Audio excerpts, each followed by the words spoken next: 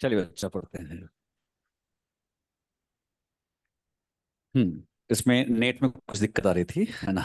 चलिए, last class में कहाँ तक हो गया था? फॉस्फोडाइस्टर बॉन्ड बता दिए थे ना। उसमें बच्चों मैंने आपको बताया होगा कि अगर सिंगल स्ट्रैंड डीएनए है तो N-1, डबल स्ट्रैंड और सर्कुलर हो तो इक्वल टू N चलते हैं ना, ये हमने सीख लिया था। अब बच्चों इसमें न्यूक्लियोसाइड न्यूक्लियोटाइड की नेमिंग कैसे करते हैं उसके बारे में समझते हैं। अगर बच्चों आपको कभी भी न्यूक्लियोसाइड की नेमिंग करना हो, और न्यूक्लियोसाइड में स्पेशली अगर प्यूरिन की नेमिंग करना हो, तो लास्ट में साइन सफिक्स लगाएंगे। और अगर पायरिमिडिन की नेमिंग करना है तो लास्ट में डाइन सफिक्स को लगाते हैं। तो यहां बच्चों ऐसे हम साइन या डाइन सफिक्स लगाते हैं। लास्ट में प्यूरिन तो साइन, पायरिमिडिन है तो डाइन लगा देंगे। अच्छा, इसमें एक गड़बड़ करता है और वो है साइटोसिन। ये जो साइटोसिन होता है ये बच्चों केवल एक नाइट्रोजन बेस होता है। अभी मैं इसको आपको एग्जांपल समझाऊंगा।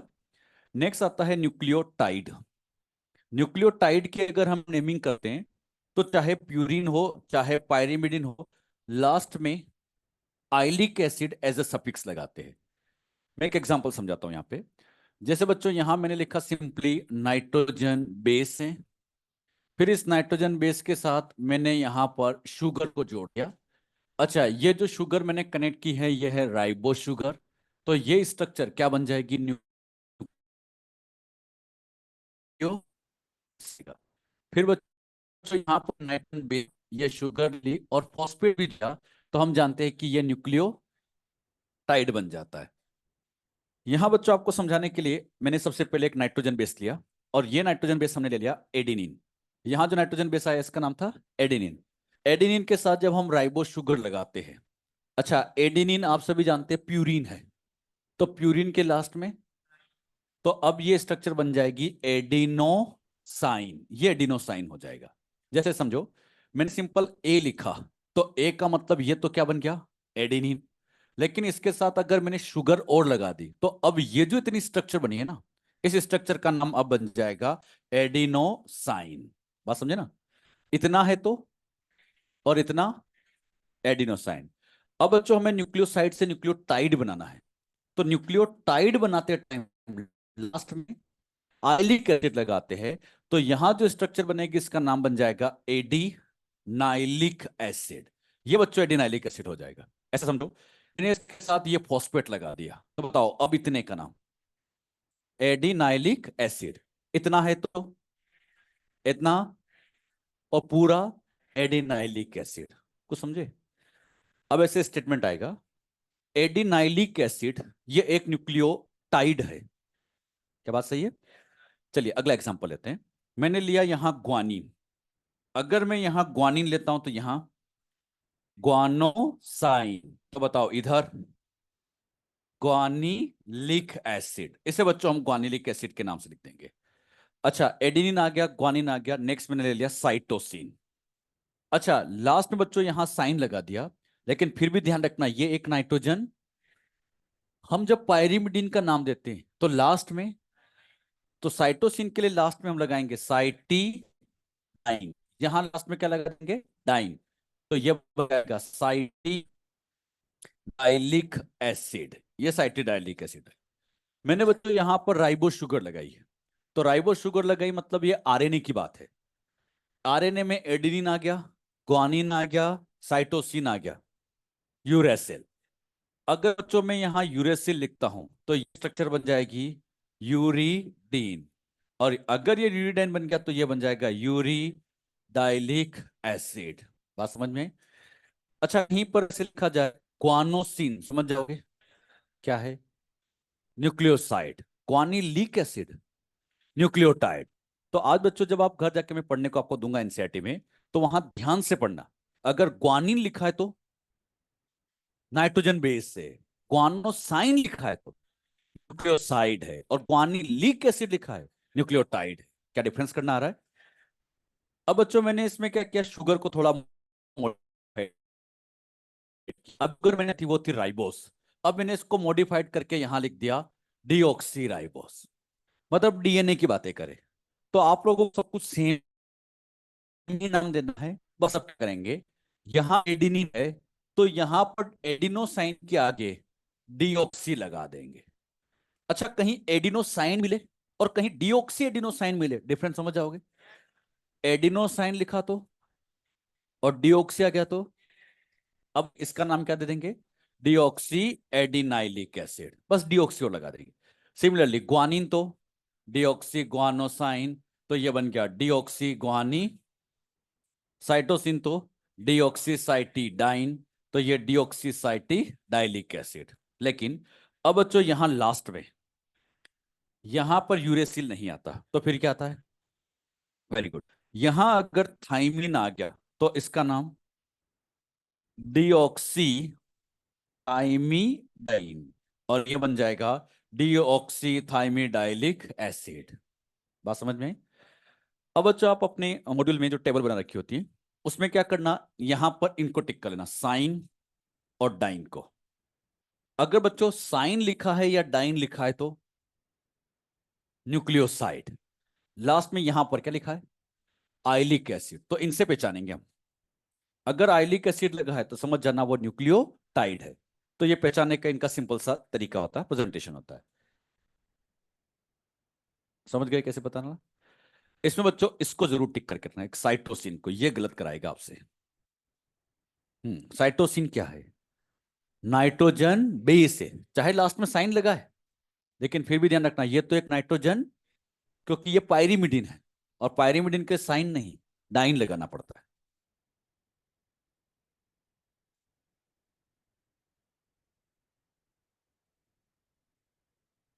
समझ में आया है ना। तो अपने मॉड्यूल में जो साइन डाइन लिखा ना उस पर ध्यान देना कि हाँ इस तरह से हम इसको पहचानेंगे।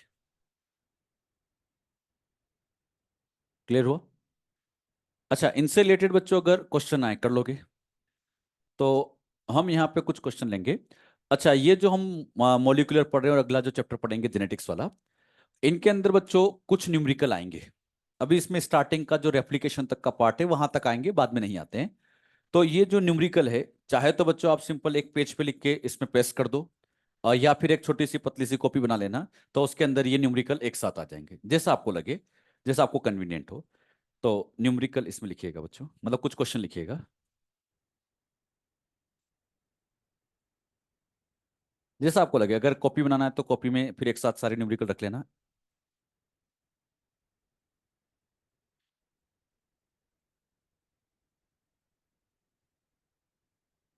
या फिर एक पेज पे लिख के इसी में ही चाहे प्रेस कर दो, अलग अलग जगह ना हो, जैसा आपको कन्वीनियंट लगे, है ना।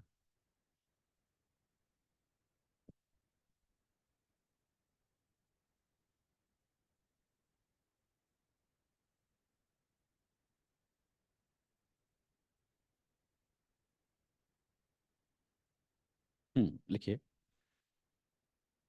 Which of the following, which of the following is a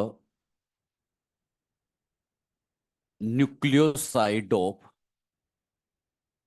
RNA. Which of the following is a nucleoside of RNA.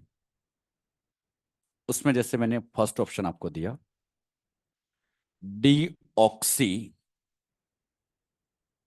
Adenosine. Second यहां दिया मैंने guanosine. Third cytosine. And fourth uridylic acid.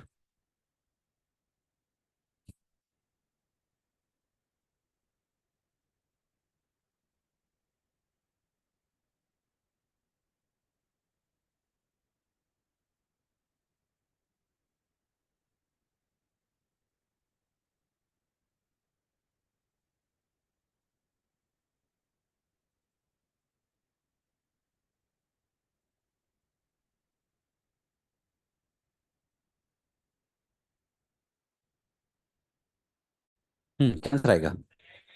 Second बताइए, first answer क्यों नहीं हो सकता। हाँ, RNA के बारे में पूछा है और डीऑक्सी आ गया तो डीएनए, चलिए ये आंसर तो सही है। थर्ड क्यों नहीं हो सकता, क्योंकि साइटोसिन तो एक नाइट्रोजन, तो ये भी नहीं हो सकता। ये क्यों नहीं हो सकता, न्यूक्लियोटाइड है, कैसे पता किया? आयनिक एसिड लगा, और आयनिक एसिड लगा तो न्यूक्लियोटाइड हो गया। तो आंसर क्या जाएगा इसका? सेकंड। तो इस तरह के अगर क्वेश्चन आए कर लोगे बेटे। तो एक क्वेश्चन तो यहाँ ऐसे सिंपली पूछा जाता है। सबसे ज्यादा गलती ये कराता है ये साइटोसिन ना, तो इस पे ध्यान देना। आपको समझाने के लिए बच्चों मैंने यहां पर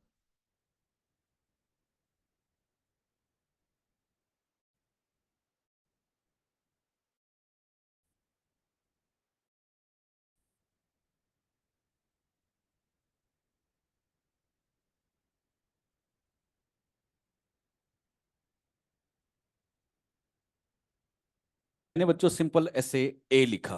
तो हमने अभी सीखा ए मतलब एडिनिन। इसके साथ अगर मैं राइबो शुगर लगा देता हूं तो बताइए इतने का नाम?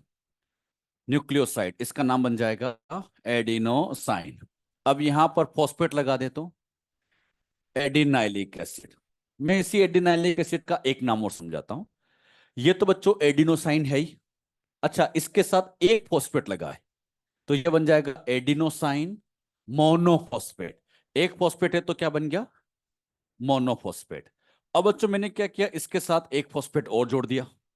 तो क्या ये एडिनोसाइन डाई हो गया? चलिए एक और जोड़ दूं, एडिनोसाइन ट्राइफॉस्फेट। इसी को बच्चों आप शॉर्ट में लिखते हो एटीपी। अरे बायोलॉजी में बहुत जगह यूज हुआ होगा ना। ये एटीपी कुछ और नहीं, एक न्यूक्लियोटाइड ही है। अरे बात समझ ना। आप एटीपी का फुल फॉर्म कई बार बोलते रहते हो, बोलते ना एडिनोसाइन ट्राइफॉस। ये कभी सोचा आपने एडिनोसाइन क्यों बोलते हैं? कुछ क्लियर हुआ? क्योंकि इसमें एडेनिन के साथ शुगर है। अच्छा, एडेनिन शुगर है तो क्या बन गया? एडिनोसाइन। और तीन फॉस्फेट थे तो। अब इससे पूछेंगे एटीपी में नाइट्रोजन बेस होता है, कौन सा? एडेनिन। एटीन एटीपी में क्या शुगर होती है? कौन सी? राइबोस। अब बच्चों मैंने क्या किया, यहां पर फिर थोड़ा चेंज किया। यहां ले लिया मैंने ग्वानिन, और इसके साथ शुगर लगाई तो ग्वानोसाइन। एक फॉस्फेट दो लगाए और तीन लगाए तो ये बन गया ग्वानोसाइन ट्राइफॉस्फेट, शॉर्ट में लिखे तो। कभी ये भी सुना आप लोगों ने, है ना? तो ये एटीपी जीटीपी। इसी तरह से बच्चों अगर मैं यहाँ साइटोसिन लेता और यही बनाता तो ये बन जाता सीटीपी। अगर मैं यहाँ यू लेता और ये बनाता तो यूटीपी।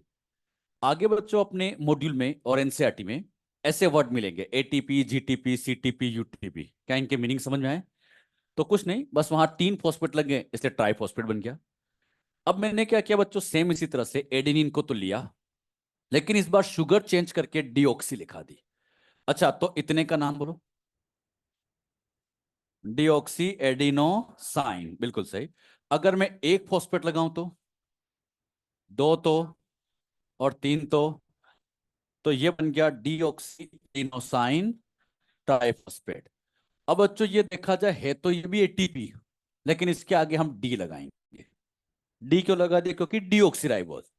अब मैं आगे कभी भी एटीपी लिखूं और कहीं पे भी डीएटीपी लिखूं, क्या डिफरेंस समझ जाओगे? बिल्कुल। आगे बच्चों जब हम रेप्लिकेशन पढ़ेंगे तो मैं ऐसे वर्ड लिखा करूंगा। तो डीएटीपी लिखूं एटीपी लिखूं, इनके मीनिंग क्लियर होना चाहिए।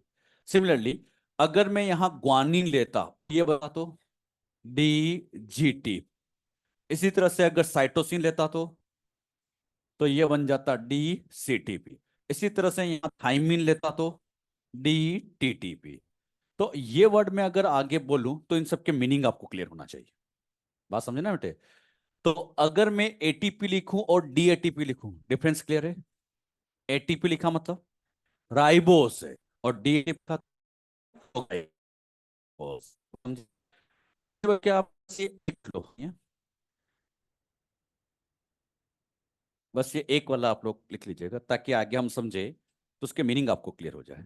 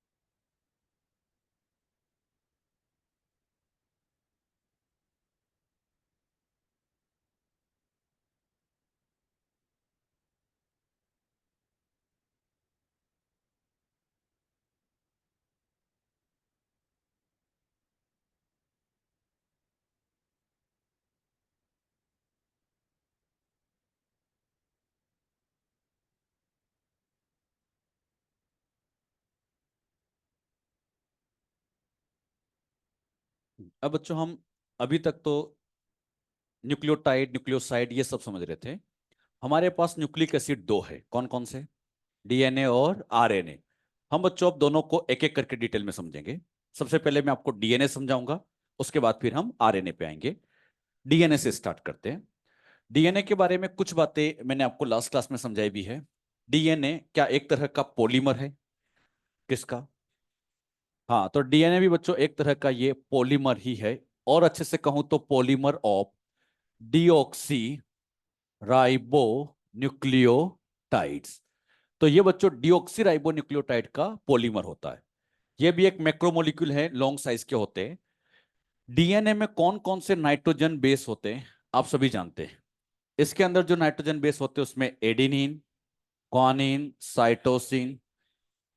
इसमें जो शुगर है डीऑक्सी राइबोज, तो इसमें बच्चों डीऑक्सी राइबोज शुगर होती है। बताइए इसमें चार्ज, चार्ज इसमें कौन सा था? नेगेटिव। नेचर ड्यू टू, तो नेगेटिव चार्ज एसिडिक प्रॉपर्टी ये सब फॉस्फेट से आती है। ये बातें हमने सीखी थी। साथ ही साथ मैंने आपको ये भी बताया था कि डीएनए को पहली बार ऑब्जर्व किया था फ्रेडरिक मिशर। इन्होंने बच्चों 1869 में देखा था, और एक नाम दिया था न्यूक्लियन। ये बातें तो हम समझ चुके थे। आज बच्चों अब मैं आपको डीएनए की स्ट्रक्चर समझाता हूं। डीएनए की स्ट्रक्चर को समझना बड़ा मुश्किल काम रहा है। इसकी स्ट्रक्चर को समझाने में कई साइंटिस्ट लोगों का कंट्रीब्यूशन रहा। डीएनए की स्ट्रक्चर को समझाने में जो सबसे पहले साइंटिस्ट आए थे उनमें रोल था विल्किंस एंड फ्रैंकलिन का। तो विल्किंस एंड फ्रैंकलिन इनका कंट्रीब्यूशन रहा है। इसी तरह से यहां पर चारगाफ साइंटिस्ट का कंट्रीब्यूशन रहा है, और इसी तरह से यहां पर वॉटसन एंड क्रिक का रोल रहा है। डीएनए की स्ट्रक्चर को समझाने में इन सब ने कुछ ना कुछ अपना कंट्रीब्यूशन दिया है। लेकिन डीएनए का जो फाइनल मॉडल आया था, यह मॉडल वॉटसन एंड क्रिक ने दिया था। वॉटसन एंड क्रिक ने अपना जो मॉडल दिया था, इस मॉडल को नाम दिया गया है डबल हेलिक्स मॉडल। यह डबल हेलिक्स मॉडल बच्चों 1953 में दिया गया था। लेकिन इस मॉडल को देने में इन साइंटिस्ट लोगों का कंट्रीब्यूशन भी यूज रहा है। मतलब इन्होंने जो अपने ऑब्जर्वेशन किए थे वो भी यहां पर यूज किए गए थे। सबसे पहले अगर हम विल्किंस एंड फ्रैंकलिन की बात करें, तो इनमें से जो फ्रैंकलिन है ये एक लेडी साइंटिस्ट है। इन्होंने डीएनए की स्ट्रक्चर को समझाने के लिए एक टेक्निक काम में ली थी। इन्होंने बच्चों जो टेक्निक यूज की थी उसका नाम है एक्सरे क्रिस्टेलोग्राफी। इन्होंने बच्चों एक्सरे क्रिस्टेलोग्राफी टेक्निक का यूज किया था, या इसे आप एक्सरे डिफ्रेक्शन डेटा भी बोल सकते हो। अच्छा, इस टेक्निक में किया क्या जाता है? इस टेक्निक के अंदर सबसे पहले टेस्ट ट्यूब के अंदर यहां पर बच्चों ऐसे डीएनए को रख लिया जाता है, ऐसे डीएनए भर दिया जाता है। फिर यहां पर बच्चों लगा दी जाती है एक्सरे फिल्म। आप लोगों ने कभी एक्सरे फिल्म देखी है? एक्सरे फिल्म मेरे ख्याल से सबने देखी है। आपने देखा होगा कि जब कभी बोन में फ्रैक्चर हो जाता है तो डॉक्टर कहता है ना एक्सरे करा के आ जाओ। तो आपने देखा होगा कि वो जो एक्सरे फिल्म होती है पूरी तरह से ऐसे ब्लैक कलर की होती है, लेकिन उसमें जहां जहां पर वो बोन का इंप्रेशन आता है वहां वो व्हाइट व्हाइट हो जाती है। अरे देखा होगा इतना तो साहब ने, है ना? यहां पर भी इन्होंने क्या किया, डीएनए की एक तरह से एक्सरे फिल्म तैयार की, या और सिंपल शब्दों में बोलूं तो डीएनए का एक्सरे वाला फोटो खींचा। अच्छा, इसके लिए क्या किया जाता है, इस डीएनए के ऊपर यहां पर एक्स रेडिएशन को पास किया जाता है। ये एक्स रेडिएशन जैसे डीएनए से निकलती है फिर इस फिल्म के ऊपर यहां पर प्रोजेक्टेड होती है। ये फिल्म पूरी ब्लैक कलर की है, लेकिन यहां पर फिर कहीं कहीं पर ऐसे व्हाइट कलर के ऐसे स्पॉट्स आ जाते हैं। ऐसे बच्चों यहां पर डॉट डॉट आने लग जाते हैं। मतलब ये इस तरह की एक एक्सरे फिल्म तैयार होती है। अब बच्चों विल्किंस एंड फ्रैंकलिन ने बहुत अच्छी टेक्निक यूज की और इस तरह से एक्सरे फिल्म तैयार कर ली। अब बच्चों एक्सरे फिल्म उन्होंने बना तो ली, लेकिन ये फिल्म, ये डॉट, ये स्पॉट क्या कहना चाहते हैं वो उसको ढंग से समझा नहीं पाए। अब फिर इनने सोचा कि बड़ी मेहनत करके हमने ये फिल्म तैयार की है तो कुछ तो कहना चाहिए। इन्होंने एक बच्चों बात कही थी विल्किंस एंड फ्रैंकलिन ने।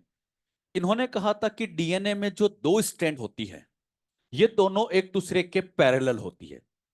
लेकिन बच्चों अभी मैं आपको थोड़ी देर बाद समझाऊंगा, जब वॉटसन क्रिक का मॉडल सिखाएंगे तो वहां कहेंगे ये दोनों स्ट्रैंड एक दूसरे के पैरेलल नहीं, एंटी पैरेलल होती है। अरे बात समझ में आ रही है? तो इन्होंने जो ऑब्जर्वेशन दिया था वो पूरी तरह से सही नहीं था। हाँ, टेक्निकली काम बहुत बढ़िया था, टेक्निक बहुत अच्छे से यूज की, लेकिन उसको अच्छी तरीके से एनालिसिस नहीं कर पाए, उसको एक्सप्लेन नहीं कर पाए। जैसे होता ना, कई बार घर में बच्चों अपने हाथ में एक्सरे फिल्म आ जाती है, कई बार आ जाती है, तो हम उस एक्सरे फिल्म को ऐसे लाइट में देखते रहते हैं। देखने की कोशिश की होगी आप लोगों ने, चाहे समझ में कुछ नहीं आए, हाँ, लेकिन हम कोशिश जरूर करते हैं। तो वही एक तरह से एक्सरे फिल्म इन्होंने बना तो ली, लेकिन उसको समझ नहीं पा रहे थे ढंग से, उसका एनालिसिस नहीं कर पाए थे। बाद में बच्चों फिर उसी टाइम चारगांव साइंटिस्ट आए। ये चारगांव साइंटिस्ट कई सारे ऑर्गेनिज्म के डीएनए को देखते थे। ये डीएनए में से क्या करते, प्यूरिन को भी बाहर निकालते और पायरिमिडिन को भी बाहर निकालते। और इन्होंने हमेशा एक बात नोटिस की कि किसी भी डीएनए में जितना प्यूरिन होता है उतना ही पायरिमिडिन होता है। चारगांव ने ये ऑब्जर्वेशन किया, क्या, जितना प्यूरिन है उतना ही पायरिमिडिन। और उन्होंने हमेशा ये देखा कि डीएनए के अंदर जितने मॉलिक्यूल एडेनिन के आते हैं उतने ही मॉलिक्यूल थाइमिन के भी आते हैं। अच्छा, जितने मॉलिक्यूल ग्वानिन के मिलते हैं उतने ही मॉलिक्यूल साइटोसिन के मिलते हैं। अच्छा, एडेनिन प्यूरिन या पायरिमिडिन, लास्ट क्लास में पढ़ा हमने। और थाइमिन, तो जितना प्यूरिन उतना पायरिमिडिन, जितना प्यूरिन, और उसमें भी फिक्स है, ए हमेशा टी के इक्वल आता है, जी हमेशा, ऐसा इन्होंने ऑब्जर्वेशन किया। अब उनको यह नहीं पता कि इक्वल आते क्यों है, बस उन्होंने ऐसा ऑब्जर्वेशन किया कि जितना ए होता है उतना ही टी होता है। ये बच्चों चारगांव का ऑब्जर्वेशन आया। फिर बच्चों आए वॉटसन एंड क्रिक। वॉटसन क्रिक ने सबसे पहले तो इसी टेक्निक का यूज किया था, कौन सी वाली, एक्सरे क्रिस्टलोग्राफी। मतलब इन्होंने भी इसी टेक्निक का यूज किया। साथ ही साथ बच्चों इन्होंने चारगांव की बातों को भी इंक्लूड किया कि जितना ए होता है उतना टी होता है, इस बात को भी इन्होंने ध्यान में रखा। और इन सबके ऑब्जर्वेशन के बेसिस पर इन्होंने डीएनए का एक फेमस मॉडल दिया, जिसे नाम दिया गया डबल हेलिक्स मॉडल। यह मॉडल बच्चों 1953 में दिया गया था। यह मॉडल बहुत फेमस हुआ था और इस मॉडल के लिए 1962 में जाकर नोबेल प्राइज मिला था। जब बच्चों नोबेल प्राइज दिया गया तो नोबेल प्राइज विल्किंस को मिला था, वॉटसन को मिला था और क्रिक को मिला था। इन तीन साइंटिस्ट को नोबेल प्राइज दिया गया था। अच्छा, फ्रैंकलिन को नहीं मिला, हाँ, लेडी साइंटिस्ट है। जब बच्चों 1962 का टाइम आया था तब तक इनकी डेथ हो चुकी थी, है ना, तो इनकी डेथ हो गई थी, इसलिए बच्चों इनको नोबेल प्राइज नहीं मिला। और इनका तो खैर एक छोटा सा पॉइंट था, ज्यादा बड़ा ऑब्जर्वेशन नहीं था, तो इसलिए इनको भी नहीं दिया गया था। तो नोबेल प्राइज वॉटसन, क्रिक और विल्किंस को मिला था। अच्छा, क्वेश्चन आता है, ध्यान सुनना। डबल हेलिक्स मॉडल दिया किसने, वॉटसन क्रिक। लेकिन क्वेश्चन की लैंग्वेज ऐसे आएगी, वॉटसन क्रिक ने जो डबल हेलिक्स मॉडल दिया था, किन किन साइंटिस्ट के ऑब्जर्वेशन पे बेस्ड था, विल्किंस, फ्रैंकलिन और चारगांव। मतलब इन साइंटिस्ट के ऑब्जर्वेशन को मिला के इन्होंने बच्चों अपना फेमस मॉडल दिया था। बात समझ में आई। मैंने आप लोग को बच्चों लास्ट क्लास में भी सिखाया था कि इस चैप्टर में साइंटिस्ट का नाम बड़ा इंपॉर्टेंट है, तो आप बच्चों इन साइंटिस्ट के नाम अच्छे से याद रखना है, वेरी इंपॉर्टेंट। बताइए, विल्किंस फ्रैंकलिन ने कौन सी टेक्निक काम में ली, एक्सरे क्रिस्टलोग्राफी या एक्सरे डिफ्रेक्शन डेटा भी आप बोल सकते हो। चारगांव ने क्या कहा, जितना प्यूरिन है उतना ही पायरिमिडिन होता है। और वॉटसन क्रिक ने क्या किया, डबल हेलिक्स मॉडल दिया। अच्छा, यहां पर बच्चों एक बहुत अच्छा क्वेश्चन बनता है, मतलब एक तरह से डाउट आता है, मुझे आया डाउट, ये आता है कि डीएनए को पहली बार कब देखा गया, 1869। अरे मिशर साहब ने देखा था ना, 1869 में पहली बार देखा गया। और हमें इसकी स्ट्रक्चर समझ में कब आई, 1953 में जाके। 1953 में इसकी स्ट्रक्चर उन्होंने समझा दी थी। देखा जाए तो यहां पर अप्रोक्सीमेटली 84 ईयर तक डीएनए की स्ट्रक्चर कुछ समझा ही नहीं पा रहा था। अच्छा, इस 84 ईयर तक मुझे बताइए, क्या यहां बीच में साइंटिस्ट नहीं आए होंगे, बहुत सारे साइंटिस्ट आएंगे, लेकिन कोई भी डीएनए की प्रॉपर स्ट्रक्चर नहीं समझा पाया, ऐसा क्यों।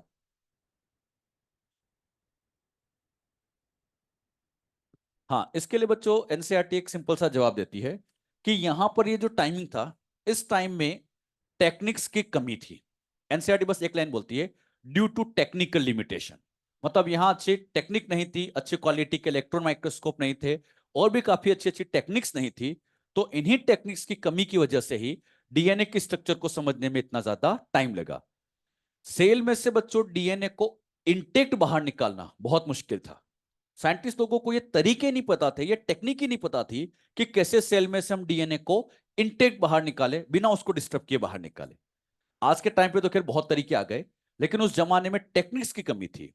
इसी वजह से बच्चों डीएनए की स्ट्रक्चर समझना हमारे लिए काफी मुश्किल रहा। अच्छा, जब बच्चों 1953 आया, या और अच्छे से कहूं 1950 के बाद, आप देखिएगा बायोलॉजी के अंदर एक तरह का रिवॉल्यूशन हुआ। और 1950 के बाद बायोलॉजी में चीजें बहुत आसान होने लग गई, काफी सारी चीजें हमें समझ में आने लग गई। 1950 से पहले बायोलॉजी में डिस्कवरियां होती थी, लेकिन इतनी ज्यादा हमें समझ में नहीं आ रही थी। कौन सी ईयर के बाद ज्यादा समझ में आई? शायद आपको याद हो, सेल बायोलॉजी में आपने पढ़ा होगा, एक सिंगर एंड निकलसन का एक बड़ा famous model, fluid mosaic model, plasma membrane का जो मॉडल था, वो भी 1950 के बाद ही आया था, 1972 में दिया गया था। इसी तरह से बच्चों 1952 के आसपास एक साइंटिस्ट थे, जॉर्ज पैलेट। हाँ, राइबोसोम।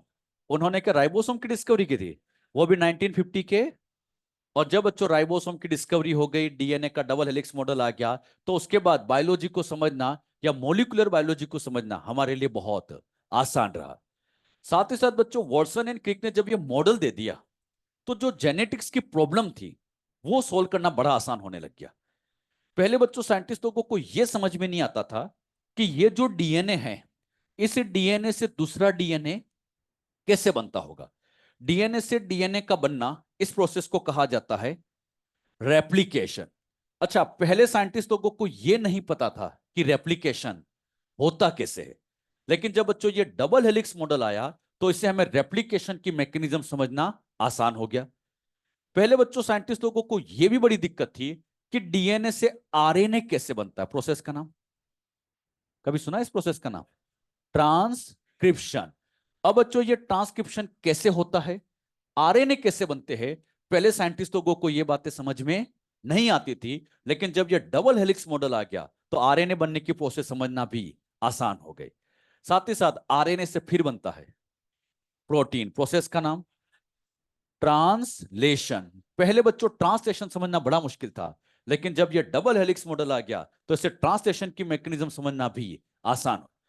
मतलब जो जेनेटिक्स की पहले बड़ी प्रॉब्लम थी कि डीएनए कैसे रेप्लिकेट करता है, आरएनए कैसे बनते हैं, प्रोटीन कैसे बनते हैं, साइंटिस्ट लोगों को नहीं पता था। लेकिन 1950 के बाद जब ये मॉडल आ गया, तो ये सारी बातें समझना हमारे लिए आसान हो गया। मतलब इस मॉडल ने बायोलॉजी के अंदर एक तरह का रिवॉल्यूशन किया था। मतलब हमें ये सारी चीजें सीखने में हेल्प करती है। तो जो भी जेनेटिक इंप्लीकेशन थी, जेनेटिक्स की दिक्कतें थी, इस मॉडल ने काफी कुछ सोल्व की है। ये जो बच्चों मैंने साइंटिस्ट के बारे में अभी कुछ सिखाया, समझ में आया? बताइए, किन्होंने एक्सरे क्रिस्टलोग्राफी टेक्निक यूज? किसने कहा प्यूरिन इक्वल टू पायरिमिडिन? और double helix model was in the year 1953। अब बच्चों मैं आप लोगों को यही डबल हेलिक्स मॉडल डिटेल में समझाऊंगा। अच्छा, कभी ऐसे क्वेश्चन आए, आपके एनसीईआरटी में लिखा भी है लाइन, डीएनए की स्ट्रक्चर को समझने में इतना टाइम क्यों लगा? तो एक लाइन में आंसर दे देना, ड्यू टू टेक्निकल लिमिटेशन। ना, एनसीईआरटी में लिखा भी है लाइन। तो टेक्निकल लिमिटेशन की वजह से ही डीएनए की स्ट्रक्चर को समझने में इतना ज्यादा टाइम लगा था। मैं आप लोगों को बच्चों अब ये डबल हेलिक्स मॉडल में क्या क्या बातें कही गई थी वो आपको सिखाता हूं। तो डबल हेलिक्स मॉडल हम समझते हैं।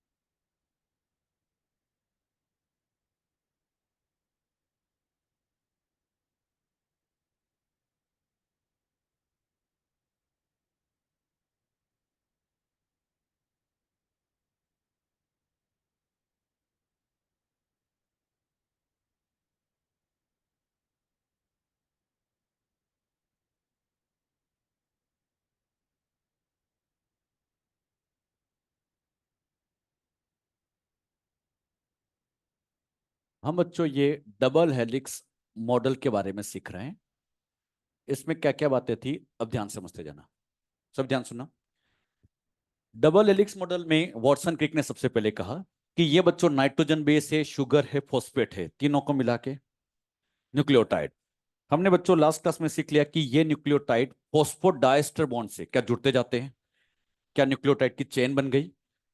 ये बच्चों न्यूक्लियोटाइड की पहली चेन है, तो मैंने इसको लिखा यहां पर फर्स्ट स्ट्रैंड ऑफ पॉलीन्यूक्लियोटाइड्स। अच्छा, पॉली वर्ड क्यों लिखा?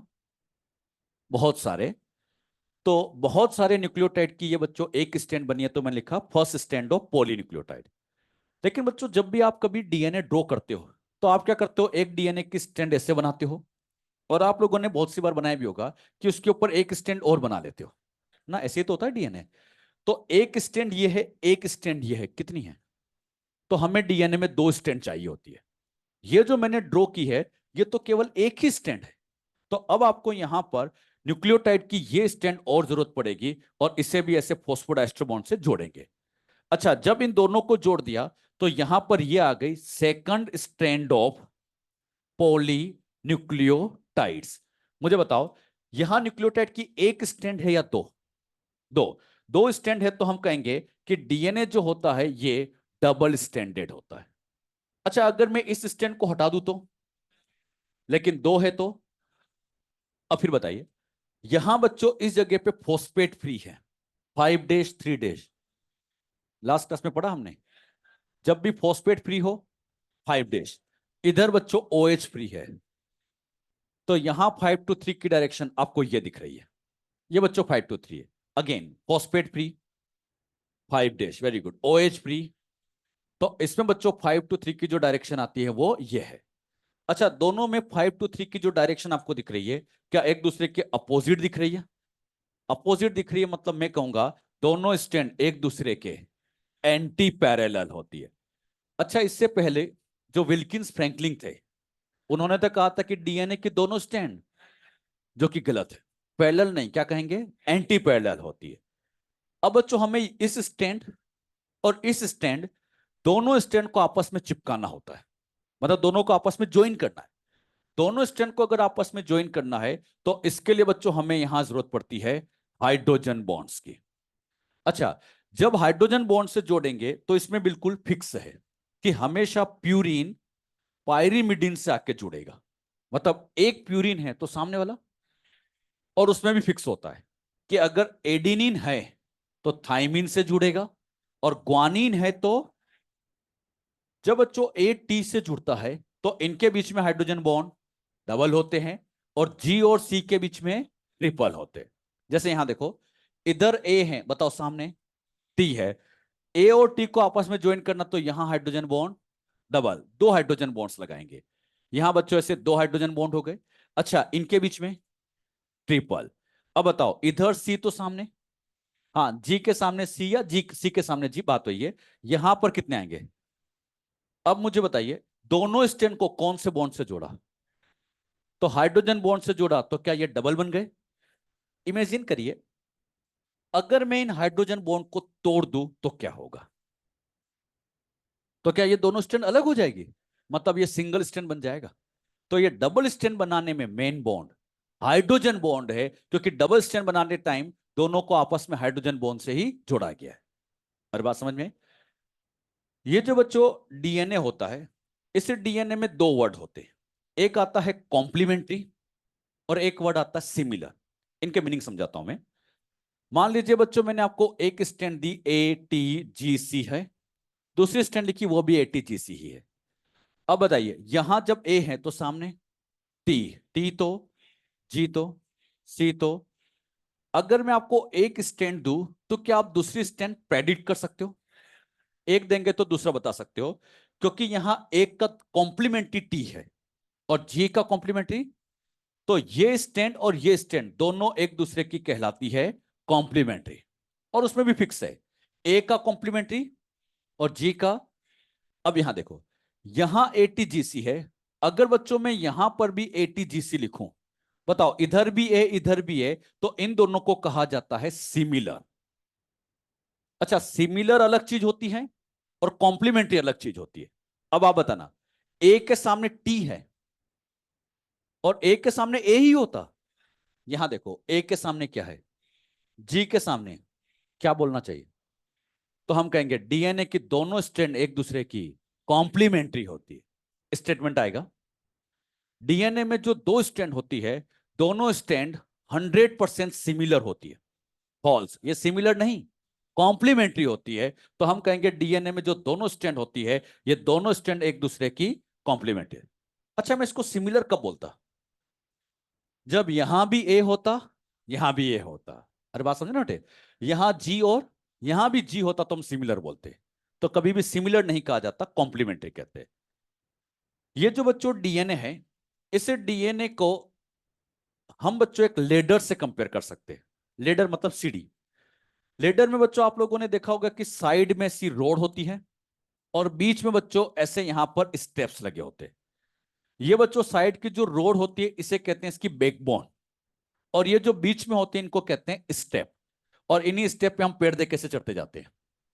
डीएनए को जरा ध्यान से नोटिस करो तो आपको ऐसा लगेगा कि इधर का शुगर फॉस्फेट और इधर का शुगर फॉस्फेट, जरा इमेजिन करना, इधर का शुगर फॉस्फेट और इधर का शुगर फॉस्फेट, ऐसा लग रहा होगा जैसे कि कुछ बैकबोन ही बनी। तो ये बीच में क्या लगे? स्टेप लगे। कुछ समझ में आया? तो ये जो शुगर फॉस्फेट है ये बनाते हैं डीएनए की बैकबोन। सिमिलरली इधर का शुगर फॉस्फेट ये भी बनाते हैं डीएनए की बैकबोन। और ये जो बीच में जितने भी नाइट्रोजन बेसेस लगे हैं ये बनाते हैं डीएनए की स्टेप। बात समझ में? एक बार बच्चों नीट में एक लाइन का क्वेश्चन आ गया, डीएनए की बैकबोन किससे बनी है? Sugar and phosphate. स्टेप किसके बने? Nitrogen bases. अच्छा, ये भी बच्चों नाइट्रोजन बेस है, बताओ ये भी। और इन्हीं दोनों नाइट्रोजन बेस को मिला के बेस पेयर कहा जाता है। ध्यान सुनना, अकेला तो दोनों को मिला के, तो ये जो बेस पेयर लगे होते हैं यही बच्चों एक तरह से उनके क्या है, स्टेप्स है। अब मैं एक लाइन बोलता हूं, सभी बच्चे ढंग से जवाब देना। मैंने कहा डबल हेलिक्स मॉडल में बैकबोन से आउटसाइड में नाइट्रोजन बेस प्रोजेक्टेड होते हैं। फिर से बोलता हूं, बैकबोन के आउटसाइड में नाइट्रोजन बेस प्रोजेक्टेड होते हैं। तो फिर बैकबोन के इनसाइड, ध्यान से देखो, इधर की बैकबोन, इधर की बैकबोन और उसके इनसाइड अंदर की तरफ नाइट्रोजन बेस होते हैं। तो जब भी नाइट्रोजन बेस होंगे हमेशा बैकबोन से इनर साइड की तरफ प्रोजेक्टेड रहते हैं। डीएनए में अगर बच्चों में इस फॉस्फेट से लेकर इस फॉस्फेट के बीच की डिस्टेंस निकालो, तो ये जो बच्चों फॉस्फेट से फॉस्फेट के बीच की डिस्टेंस आती है ये कहलाता है डीएनए का डायमीटर। और ये डीएनए का डायमीटर फिक्स होता है, अप्रोक्सीमेटली ये आता है 20 एंगस्ट्रॉन। ध्यान सुना सभी, बताइए यहां डायमीटर 20 एंगस्ट्रॉन, बोलो यहां। अच्छा यहां और नीचे, क्या डायमीटर हर जगह यूनिफॉर्म है? ऐसा क्यों?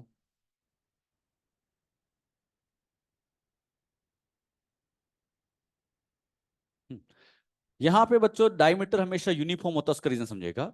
डायमीटर यूनिफॉर्म इसलिए होता है क्योंकि इसमें एक प्यूरीन दूसरे पायरिमिडिन से जुड़ा होता है। अच्छा, ये बच्चों एडिनिन क्या है? प्यूरीन। और थाइमिन, तो प्यूरीन के पायरिमिडिन से जुड़ने की वजह से ये डायमीटर सेम होता है। अब सोचिए, इमेजिन करिए, ऐसा होता नहीं है, बस सिखाने के लिए। सपोज करिए अगर प्यूरीन प्यूरीन से जुड़ता और पायरिमिडिन पायरिमिडिन से जुड़ता तो क्या होता? अगर बच्चों प्यूरीन प्यूरीन से जुड़ता मतलब एडेनिन ग्वानिन से और साइटोसिन थाइमिन से। अच्छा, प्यूरीन को प्यूरीन से जोड़े एडेनिन में, आप बताइए बच्चों कितनी रिंग? लास्ट क्लास में पढ़ा हमने, एडेनिन में दो, ग्वानिन में टोटल बोलो चार, साइटोसिन में एक, थाइमिन में। अब इमेजिन करना कितनी रिंग है, तो डायमीटर ज्यादा, दो रिंग तो डायमीटर। अगर प्यूरिन प्यूरिन से जुड़ता, पायरिमिडिन पायरिमिडिन से जुड़ता, तो कहीं पे डायमीटर ज्यादा होता, कहीं पे डायमीटर, क्या डायमीटर यूनिफॉर्म आया? अब सीखना, बताओ प्यूरिन किससे जुड़ा है? बताओ, प्यूरिन में रिंग बोलो दो, pyrimidine total, very good, guanine में वेरी गुड, साइटोसिन कितनी? Cytosine, guanine. बताओ रिंग की नंबर, क्या रिंग की नंबर 3 आ रही है? और जब रिंग की नंबर सेम है तो डायमीटर तो सेम आएगा ही। नहीं समझ में आया? बताइए, क्या डीएनए का डायमीटर हर जगह यूनिफॉर्म है? ऐसा क्यों? क्योंकि एक प्यूरिन पायरिमिडिन से जुड़ा है, उससे क्या होता है, रिंग की नंबर सेम रहती है। मेन रीजन क्या है? रिंग की नंबर। प्यूरिन पायरिमिडिन से जुड़ने की वजह से रिंग की नंबर हमेशा कितनी रहती है? 3। और जब रिंग की नंबर सेम होंगी तो डीएनए का डायमीटर भी सेम होगा। तो ये डायमीटर सेम होने के पीछे रीजन ये होता है। अच्छा, आपकी एनसीईआरटी ने यहां एक बड़ी अच्छी समझदारी दिखाई। उन्होंने क्या कहा कि ये जो 20 एंगस्ट्रॉन होता है ना, ये अप्रोक्स होता है। उन्होंने 20 के आगे चुपके से क्या लिख दिया? ये अप्रोक्स क्यों लिखते समझ लो। ये बच्चों अप्रोक्स इसलिए लिखा जाता है, यहां कितने हाइड्रोजन बॉन्ड, यहां केमिस्ट्री अप्लाई करो। हाँ, बॉन्ड लेंथ, ये इसका आंसर है कि कहीं पर 2 हाइड्रोजन बॉन्ड है, कहीं पर 3 हाइड्रोजन बॉन्ड है, तो बॉन्ड लेंथ वेरी करती है। अरे कुछ पढ़ा होगा ऐसा आप लोगों ने। तो यहां बच्चों 2 हाइड्रोजन बॉन्ड है, 3 हाइड्रोजन बॉन्ड है, तो बॉन्ड लेंथ वेरी करती है, इसीलिए डायमीटर थोड़ा बहुत कम ज्यादा हो सकता है। इसीलिए 20 के आगे चुपके से क्या लिखा जाता है? अप्रोक्स। कुछ समझे ना बेटे? ये अप्रोक्स इसीलिए लिखा जाता है क्योंकि डायमीटर थोड़ा बहुत कम ज्यादा हो सकता है। अप्रोक्स 20 आता है। जो बातें समझा रहे, कुछ क्लियर हो रही है? बात आती है ये जो डबल हेलिक्स मॉडल है, इस डबल हेलिक्स मॉडल को स्टेबल किसने किया? डबल हेलिक्स मॉडल, हम डबल हेलिक्स की बात कर रहे हैं कि इसकी स्टेबिलिटी किससे आई, मतलब ये डबल स्टैंड बना तो ये स्टेबल कैसे है? डबल हेलिक्स को स्टेबल करने में सबसे मेन बॉन्ड वाकई में हाइड्रोजन बॉन्ड ही है। ये हाइड्रोजन बॉन्ड की वजह से स्टेबल है। जरा इमेजिन करिए, मैं इन सारे हाइड्रोजन बॉन्ड को तोड़ दूं तो क्या ये दोनों स्टैंड अलग हो जाएगी? कैसा बन जाएगा? Single stand. तो बताओ डबल स्टैंड बनाया किसने? हाइड्रोजन बॉन्ड की वजह से ये स्टेबल है। अगर ये हाइड्रोजन बॉन्ड नहीं होते ना, तो ये कभी डबल हेलिक्स बनता ही नहीं। तो डबल हेलिक्स को स्टेबल करने में मेन बॉन्ड, साथ ही साथ one base pair stack over the over the other base pair. other एक base pair. बेस पेयर दूसरे बेस पेयर से स्टेक करता है, ये भी बच्चों एडिशनल स्टेबिलिटी देता है। कैसे? ये जो बेस पेयर ऊपर वाला है, ये ऊपर वाला जो बेस पेयर होता है, इस नीचे वाले बेस पेयर के साथ स्टैकिंग करता है। ये बेस पेयर का पार्ट और इस बेस पेयर का पार्ट आपस में बच्चों कुछ वीक इंटरेक्शन से जुड़े होते हैं, और इनके बीच में यहां पर होती है हाइड्रोफोबिक इंटरेक्शन। सिमिलरली यहां पर भी हाइड्रोफोबिक, ये हाइड्रोफोबिक इंटरेक्शन से स्टेक करते हैं, और जब ये हाइड्रोफोबिक से जुड़े रहेंगे तो ये भी स्टेबिलिटी बढ़ाने में मदद करते हैं। यहां भी देखो, इधर वाला पार्ट और इधर वाला पार्ट, फिर इनके बीच में भी वीक इंटरेक्शन कौन सी? और जब ये हाइड्रोफोबिक बॉन्ड से ऐसे जुड़ते जाते, ऐसे वीक इंटरेक्शन से जुड़ते जाते, तो ये भी बच्चों इसकी स्टेबिलिटी को कहीं ना कहीं इनहेंस कराते। अच्छा, इसको आप ऐसे समझ लो, मेरे पास यहां पर 2 लेडर है, 2 सीढ़ी है। अच्छा, ये जो बीच में लगी होती है ये क्या कहलाते हैं? स्टेप। अच्छा, इसमें मैंने क्या किया, स्टेप्स की नंबर ज्यादा कर दी। अच्छा, इसमें मैंने स्टेप मान लीजिए बस 2 ही रखी। इस 1 और 2 में से आप सोच के बताओ कौन सा वाला ज्यादा मजबूत, मतलब स्टेबल है? सेकंड, जरा सोचिए, अगर मैं इसमें केवल एक स्टेप भी तोड़ दूं ना, अरे एक लेडर है, सीढ़ी है, एक डंडी भी तोड़ी तो अलग अलग हो जाएंगे। अरे बात समझ में आई? तो बताइए, जिसमें जितने ज्यादा स्टेप्स होते जाएंगे वो उतना ही स्टेबल होगा।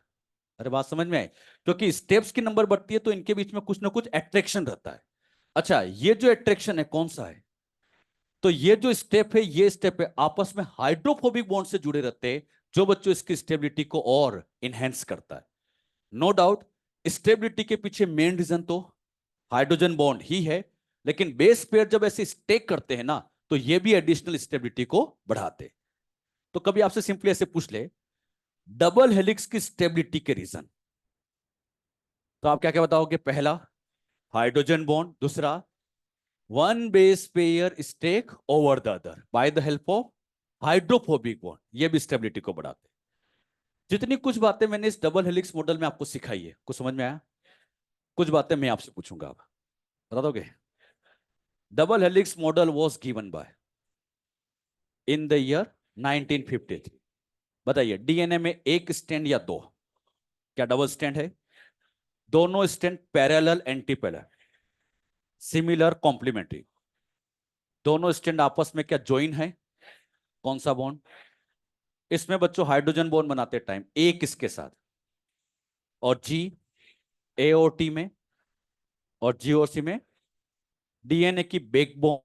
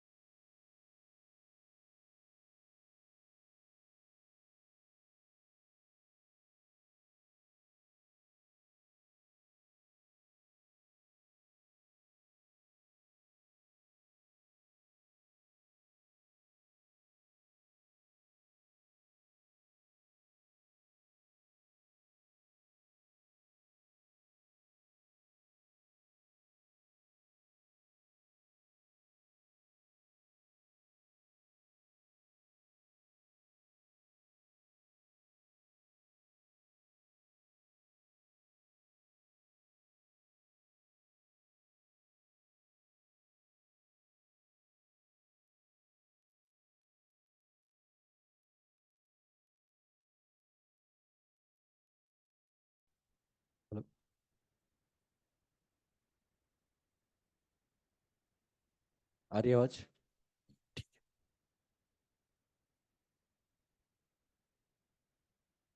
चारगाप्स रूल। चारगा बच्चों एक साइंटिस्ट है जिन्होंने कई सारे ऑर्गेनिज्म के डीएनए को एनालिसिस किया। इसमें उन्होंने बच्चों प्लांट का डीएनए बाहर निकाला, उसमें से प्यूरिन पायरिमिडिन काउंट किए, बैक्टीरिया का डीएनए निकाला, ऐसे कई सारे ऑर्गेनिज्म के डीएनए को देखते थे। तो चारगाप ने एक बात नोटिस की कि किसी भी डबल स्ट्रैंड डीएनए में जितना प्यूरिन होता है, total purine is always equal to total pyrimidines. जितना प्यूरिन होता है उतना ही पायरिमिडिन्स होते हैं। ये बात किसने नोटिस की? अच्छा, उन्होंने देखा कि प्यूरिन, डीएनए के प्यूरिन होते हैं एडेनिन प्लस ग्वानिन, और pyrimidine cytosine plus thymine. Uracil क्यों नहीं लिखा? वो तो आरएनए में होता है ना। तो जितना एजी होगा उतना सीटी होगा। एक बार क्रॉस चेक कर लेते हैं। इसे डीएनए में आप देखिए, बताइए ढंग से बताना, एडेनिन कितना है? चलिए मैंने एक लिखा। ग्वानिन बोलो, दो ग्वानिन दिख रहे हैं, टोटल कितने? अब यहां पर ये तीन आए। साइटोसिन बोलो, दो। Thymine, total. तो जितना प्यूरिन आया उतना ही पायरिमिडिन आता है, और ये तो आना ही है, आप जानते ही है। बताओ प्यूरिन और पायरिमिडिन इक्वल क्यों आते हैं? हाँ, क्योंकि ए हमेशा टी से पेयरिंग कर जाता है। अब बच्चों अगर मैं इसको और सिंप्लीफाई करूं तो हम ऐसे लिख सकते हैं कि यहां पर ये एडेनिन प्लस ग्वानिन है, इसको अपॉन मिलाते हैं तो ये बन गया cytosine plus thymine equal to, ये अपने आप में बन गया चारगाप रूल। या इसको अपॉन में भी कर सकते हो, cytosine plus thymine upon adenine plus guanine equal to, तो ये भी एक चारगाप रूल ही है। मतलब इसको इसके अपॉन में ले जाओ या इसको, बात वही है। अच्छा, इस तरह से भी हम बोल सकते हैं एडेनिन इज इक्वल टू, क्या थाइमिन होता है जितना ए है उतना ही, तो इसको ऐसे भी लिख सकते हो A by T equal to, या T by A equal to, ये भी चारगाप है।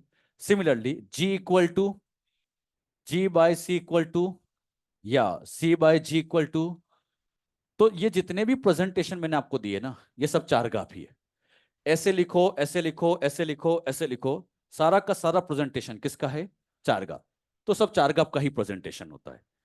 अब बच्चों ये जो चारगाप रूल है, इस रूल की एक खासियत है कि ये रूल तब तक ही वैलिड है जब तक कि डीएनए डबल स्टैंड है। अगर बच्चों में इस डीएनए को सिंगल स्टैंड कर दूं तो आप देखना ये रूल फेल हो जाएगा। चलिए एक बार सिंगल स्टैंड बना के देख लेते हैं। सिंगल स्टैंड का मतलब जानते हो क्या? एक स्टैंड हटा दो। चलिए एक स्टैंड हटा देते हैं। ये बच्चों मैंने एक स्टैंड हटा दी, तो अब डीएनए कैसा बन गया? Single stand. अब इस सिंगल स्टैंड डीएनए में फिर अपना रूल अप्लाई करते हैं। बताइए इसमें एडेनिन कितना? Very good. ग्वानिन एक एक, अब एक ही बचा ना, वो तो हट गई। अच्छा, ग्वानिन भी एक, टोटल बताइए। साइटोसिन, थाइमिन, टोटल बताओ। ये टू है जबकि ये इक्वल। तो बताओ रूल कब तक वैलिड है?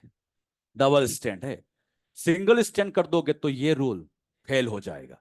सिमिलरली अगर यहां पर आरएनए की बात करें तो डबल स्टैंड आरएनए है तो रूल अप्लाई होगा। बस उसमें इतना सा हो जाएगा, A plus G equal to C plus T के प्लेस पे यू आ जाएगा। अच्छा, इसी तरह से सिंगल स्टैंड आरएनए पर फेल हो जाएगा। कहने कितनी सी बात है, रूल कब तक वैलिड है? जब तक कि डबल स्टैंड है। जैसे ही सिंगल स्टैंड हुआ रूल फेल हो जाता है। अब बच्चों कभी कभी ऐसे लैंग्वेज आएगी, मैं आपको इस तरह से पूछता हूं। मैंने लिखा डीएनए, तो बच्चों डीएनए दो तरह का हो सकता है, सिंगल स्टैंड भी हो सकता है। अब बच्चों मैक्सिमम जगह बात को सुनना, क्योंकि बच्चे इसमें बड़े परेशान होते हैं कि सर सिंगल कहां होता है, डबल कहां होता है। सारी बातें आज क्लियर कर लेते हैं। अगर बच्चों कहीं पर भी डीएनए शब्द आ गया है तो आप ये मान के चलना कि मैक्सिमम जगह डीएनए डबल स्टैंड होता है। मैक्सिमम जगह जितने भी ऑर्गेनिज्म आपकी जान पहचान के हैं, सब में डीएनए आप देखना डबल स्टैंड ही मिलेगा। ये सिंगल स्टैंड डीएनए तो केवल सम वायरस में, सभी नहीं, कुछ वायरस, तो कुछ वायरस के अंदर ही सिंगल स्टैंड डीएनए मिलता है, बाकी हर जगह डीएनए। पूछता हूं मैं आपसे, बताइए अपनी सेल का DNA, plant, fungus, bacteria. Single stand तो केवल सम वायरस में होता है। अरे बात सुन, ऑल वायरस भी नहीं, कुछ वायरस बस। अगर बच्चों कभी क्वेश्चन में केवल डीएनए लिखा है तो क्या मान के चले? कुछ नहीं कहा तो आप डबल स्टैंड ही लेके चलेंगे। आजकल के ऐसे लैंग्वेज में वो लिखते नहीं है डबल सिंगल, तो ये मान के चलना डीएनए वर्ड आ गया तो आप डबल लेके ही सोल्व करें। सिमिलरली अगर हम आरएनए की बात करें तो आरएनए बच्चों सिंगल स्टैंड भी हो सकता है और डबल स्टैंड भी हो सकता है, लेकिन ध्यान रखना बच्चों मैक्सिमम जगह आरएनए सिंगल स्टैंड है। मैक्सिमम जगह डबल स्टैंड आरएनए तो आपको कुछ जगह देखने को मिलेगा, और वही केस सम वायरस, कुछ वायरस के अंदर आपको डबल स्टैंड आरएनए मिलता है, बाकी हर जगह आरएनए सिंगल से। जैसे भी पूछता हूं मैं, अपना आरएनए, प्लांट का आरएनए, एल्गी का आरएनए, बर्ड्स में, बैक्टीरिया, हाँ सब जगह बच्चों सिंगल स्टैंड आरएनए होता है, डबल स्टैंड तो समवाय।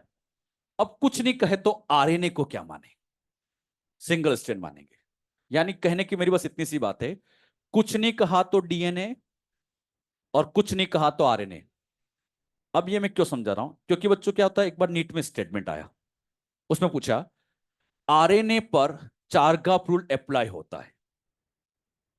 अब फिर बच्चे बोलते हैं सर डबल स्टैंड पे तो होगा, तो अपने को सीधा साधा आरएनए वर्ड आ गया तो चार्गाफ रूल अप्लाई, डीएनए पर चार्गाफ रूल अप्लाई होगा, क्योंकि कुछ नहीं कहा तो डीएनए और कुछ नहीं कहा तो आरएनए, सिंगल लेके चलते हैं। बात समझ गए बेटे? वहां पे एक लाइन असमें लिख लेना, this rule is not apply for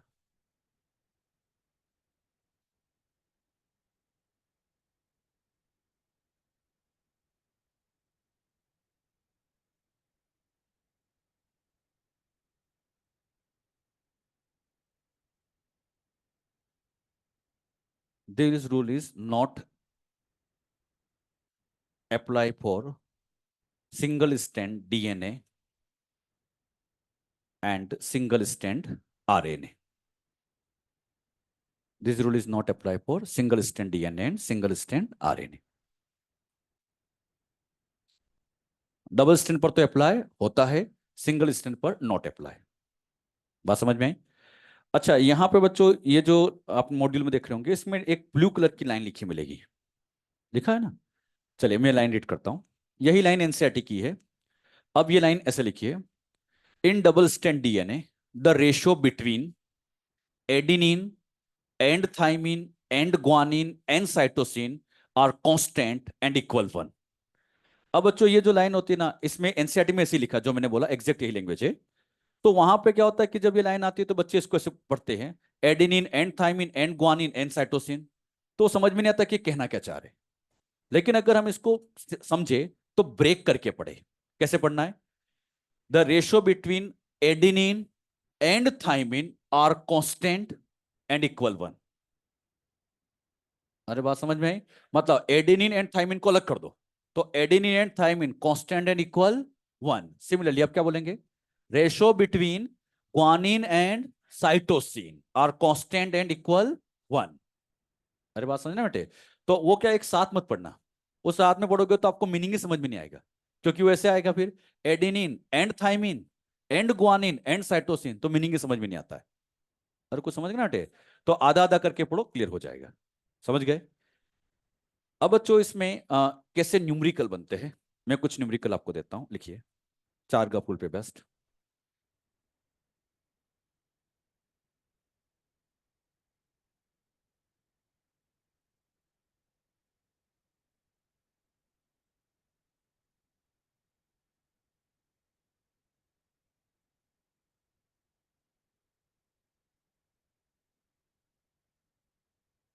लिखिए क्वेश्चन, इन अ डीएनए,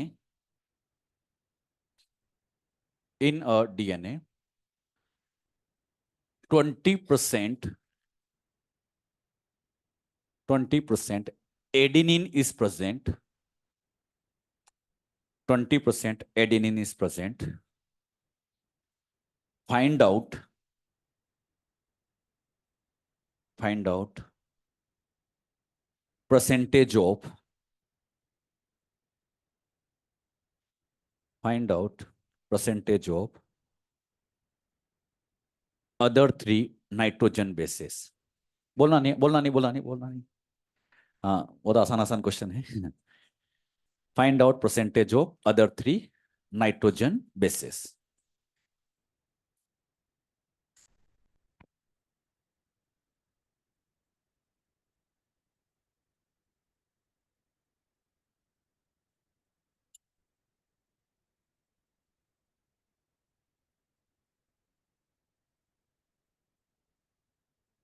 आगे आंसर। क्वेश्चन में कहा है कि एडेनिन 20% है, जिसका आंसर नहीं, एक बार ध्यान समझ लो। अच्छा एक बात बताओ, जितना एडेनिन होता है उतना ही थाइमिन भी होता है क्या? हम जानते हैं ना, A = T। तो बताओ थाइमिन कितना? क्योंकि जितना ए है उतना ही टी है। अब बच्चों अगर हमें परसेंटेज निकालना है तो adenine plus thymine plus guanine plus cytosine is equal to 100%। भाई सब मिला के 100 है, तो ATGC सारा मिला के 100% है। इसमें मुझे पता है एडेनिन 20 आ गया, थाइमिन 20, G+C नहीं पता है। बताइए क्या करें, 20 20 उधर जाएगा तो माइनस हो जाएगा, G+C मिला के उधर गया माइनस हुआ तो क्या 60 आ गया? दोनों मिला के 60 है तो ओनली G आधा कर दो 30%, ओनली C 30%। समझ में आया? तो T यहां पर इतना है तो GC इतना निकाल लेंगे। कर सकते हैं ऐसे क्वेश्चन, ऐसे क्वेश्चन बच्चों नीट में आ रहे हैं। अच्छा क्या इसमें आपने चार का रूल फॉलो किया? अरे किया है ना। ए आपने किसके इक्वल किया? टी के। अरे चार का आपका ही तो पॉइंट है ये। तो उसमें लिखा नहीं जाता कि चार गाफ के अकॉर्डिंग, ये अपन उसका रूल अप्लाई करके आंसर दे रहे हैं। एक क्वेश्चन और लिखो।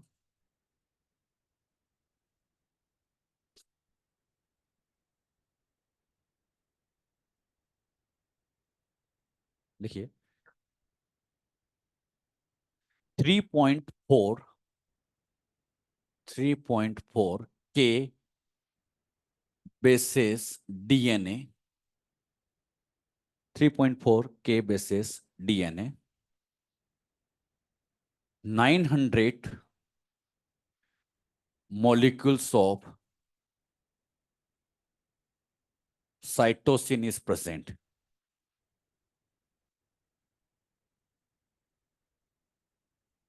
900 molecules of cytosine is present। Find out, find out number of molecules of, find out number of molecules of other three nitrogen bases।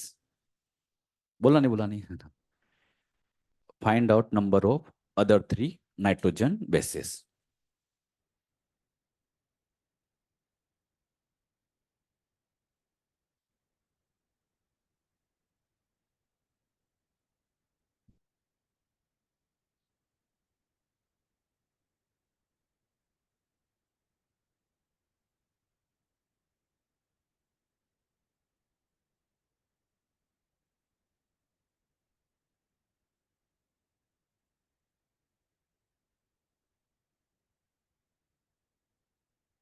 आगे आंसर। 3.4 के बेसिस है। ये के का मतलब जानते हो? 1000। मतलब यहां पर ये हो गया 3.4 इंटू 1000। तो ये टोटल कितना हो गया? 3400। अच्छा साइटोसिन अगर आपके पास 900 है तो बताइए ग्वानिन भी क्या 900 होगा? क्योंकि जितना सी होता है उतना ही जी होता है। अब यहां पे आप जानते हैं adenine plus thymine plus guanine plus cytosine is equal to, इस बार टोटल 3400 है। अच्छा परसेंटेज का क्वेश्चन होता तो इक्वल टू 100 देते, लेकिन नंबर है तो जो गिवन नंबर है वो लिख दीजिए। अब बच्चों इसमें मुझे एडेनिन नहीं पता, थाइमिन नहीं पता, ग्वानिन के मॉलिक्यूल आ गए 900, साइटोसिन के आ गए 900 इज इक्वल टू 3400। 900 900 18 उधर गया तो माइनस होगा, तो adenine plus thymine is equal to, दोनों मिला के कितने आ जाएंगे? 1600। अच्छा दोनों 16 है तो क्या करें? आधा आधा। एडेनिन कितना आ जाएगा और थाइमिन भी 800। कर सकते हैं ऐसे क्वेश्चन, है ना? तो इस तरह से बच्चों इन क्वेश्चनों को सोल्व करते हैं। अच्छा इसमें क्या चारगा फॉलो हो रहा है? यस, ये चारगा पे बेस्ड ही होता है। एक क्वेश्चन लिखो।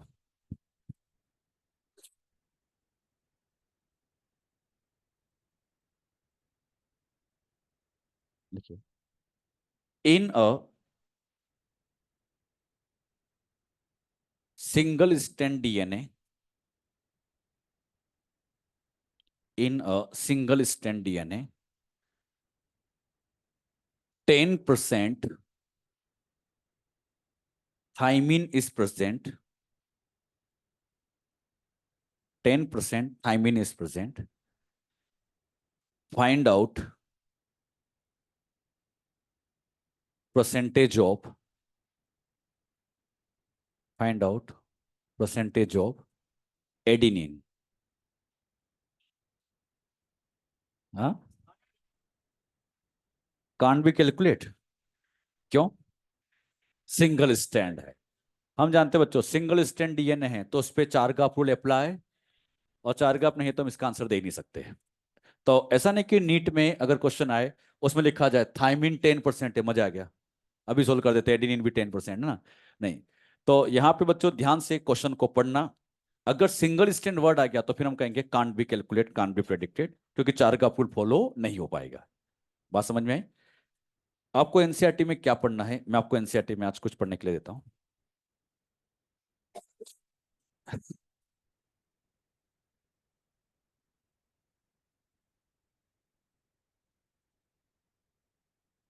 एनसीईआरटी के अंदर ये जो अपना चैप्टर नंबर 5 जो हमने स्टार्ट किया है, इसमें बच्चों ये स्टार्टिंग का पार्ट नहीं पढ़ना है अभी।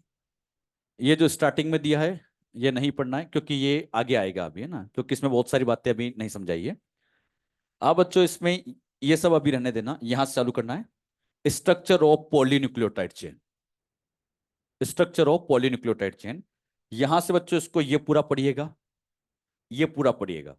इसमें बच्चों कई जगह पर ऐसे वर्ड आएगा मोइटी, जैसे आप देखो सबसे अगले अगले पेज पे, फॉस्फेट मोइटी। मोइटी मतलब, हाँ, एक पार्ट मान लो, एक ग्रुप मान लो, एक मॉलिक्यूल मान लो कि फॉस्फेट मॉलिक्यूल एट कौन से एंड पे होता है? 5' पूछा था ना, फॉस्फेट 5' और OH कहाँ होता था? हाँ, वो पहचानने का तरीका सीखा था हमने। तो ये मोइटिक मतलब ग्रुप या पार्ट या मॉलिक्यूल, जो भी आप समझे, ये इतना सारा पढ़िएगा। फिर इसमें बच्चों इसको ऐसे पढ़ते जाएगा यहां तक। एनसीईआरटी में फिर ये लाइन लिखी है जो अभी हमने सीखी है, इन्हें लिखा है। अच्छा, ऐसे नीट में लाइन आई, क्या बोलोगे आप लोग? The ratio between adenine and thymine and guanine and cytosine are constant and equal 1। True या फॉल्स? ट्रू। जो एनसीईआरटी में लिखा है उसको तो सही मानना ही है ना। तो आप इसको फॉल्स नहीं करे, इस वाले को पूरा एक साथ ही बोले आप, है ना। अच्छा, इसके बाद ये जो बात समझो, ये बच्चों अगला वाला जो पैराग्राफ है, ये लाइन है, मतलब 1 2 3 फोर्थ पैराग्राफ, इस फोर्थ पैराग्राफ को अभी छोड़ देना, है ना। ये फोर्थ पैराग्राफ में क्या रेप्लिकेशन की बातें है, वो अभी मैंने आपको नहीं सिखाई है। तो वो जब रेप्लिकेशन पढ़ाएंगे तब इसको पढ़ लेंगे, तब समझ में आ भी जाएगा है। फिर यहां से ये जो डीएनए के क्या क्या फीचर है डबल हेलिक्स के, वो आज हमने सीखे हैं। इसमें एक दो पॉइंट अभी बचा है, मैं आगे समझाऊंगा अगली क्लास में। लेकिन आप इसको यहां तक ऐसे पूरा पढ़ के आएंगे। आप इसमें बच्चों कोशिश करना यहां तक पढ़ने की, पैकेजिंग ऑफ डीएनए हेलिक्स, मतलब पैकेजिंग ऑफ डीएनए हेलिक्स तक पढ़िएगा। इसमें एक दो पॉइंट अभी मिस है जो मैंने आपको नहीं सिखाया, अगली क्लास में उसको सिखाऊंगा अभी मैं। तो यहां तक आप इसमें पढ़िएगा, इसमें एक दो बातें अगली क्लास में लेंगे। इतना आप कंप्लीट करिएगा। ओके बच्चों, थैंक यू।